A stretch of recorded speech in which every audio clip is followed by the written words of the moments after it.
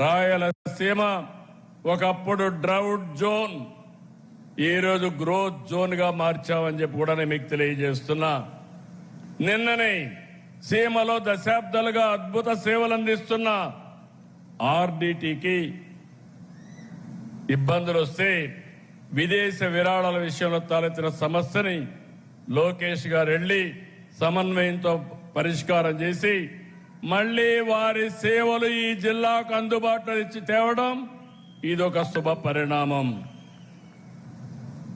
ఇప్పుడు మనకు మరో గోల్డెన్ ఛాన్స్ కూడా వచ్చింది. ఒకప్పుడు గోల్డ్ అంటే కేజీఎఫ్, కోలార్ గోల్డ్ ఫీల్డ్స్.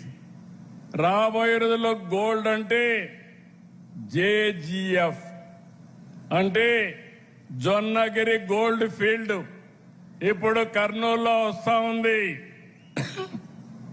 ఈ ఏడాది 600 కేజీలు తయారు చేస్తాం. రెండో సంవత్సరం 1500 కేజీలు తయారవుతుంది. రానున్న రోజుల్లో గోల్డ్ తయారీకి చిరునామాగా మన ఆంధ్రప్రదేశ్ తయారవుతుందని మరొక్కసారి మీ అందరికీ విజ్ఞప్తి చేస్తున్నాం.